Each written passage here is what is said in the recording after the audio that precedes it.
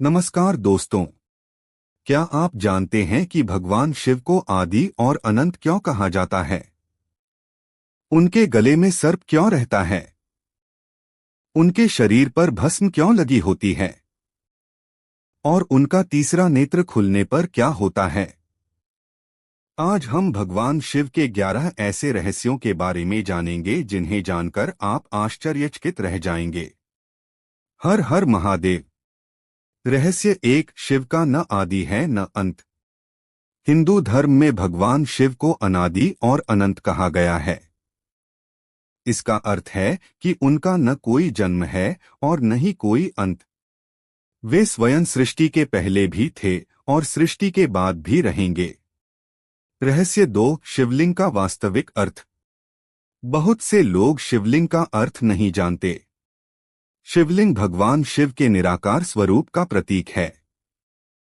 यह ब्रह्मांड की अनंत ऊर्जा और सृष्टि का प्रतीक माना जाता है। रहस्य 3। तीसरा नेत्र। भगवान शिव के माथे पर तीसरा नेत्र है। मान्यता है कि जब यह नेत्र खुलता है तो अज्ञान और बुराई का नाश हो जाता है। रहस्य 4। गले में सर्प क्यों? सर्प भय और मृत्यु का प्रतीक माना जाता है। भगवान शिव के गले में सर्प होना दर्शाता है कि उन्होंने भय और मृत्यु दोनों पर विजय प्राप्त कर ली है।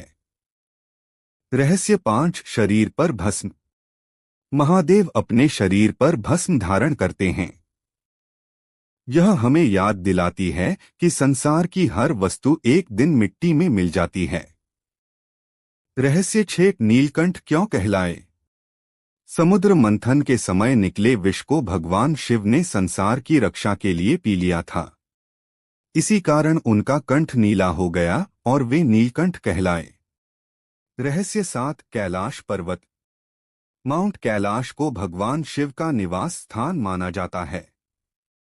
आज भी यह पर्वत करोड़ों श्रद्धालुओं के लिए आस्था का केंद्र है। रहस्य 8। डमरू का रहस्य। शिव के डमरू से निकली ध्वनि को सृष्टि की पहली ध्वनि माना जाता है। कहा जाता है कि संस्कृत के कई स्वर और व्यंजन इसी दिव्य ध्वनि से उत्पन्न हुए। रहस्य 9। चंद्रमा धारण करना। भगवान शिव अपने मस्तक पर चंद्रमा धारण करते हैं। यह मन की शांति और समय पर नियंत्रण का प्रतीक माना जाता है। रहस्य 10। भोलेनाथ क्यों कहलाते हैं? भगवान शिव अपने भक्तों की सच्ची भक्ति से शीघ्र प्रसन्न हो जाते हैं, इसलिए उन्हें भोलेनाथ कहा जाता है। रहस्य 11। महाकाल स्वरूप। उज्जैन के महाकालेश्वर ज्योतिर्लिंग में शिव महाकाल रूप में पूजे जाते हैं। महाकाल का अर्थ है समय के भी स्वामी। दोस्तों, भगवान शिव केवल एक देवता नहीं बल्कि त्याग, शक्ति, ज्ञान और करुणा के प्रतीक हैं। अगर आपको यह जानकारी पसंद आई हो तो वीडियो को लाइक करें, चैनल को सब्सक्राइब करें और कमेंट में लिखें। हर हर महादेव।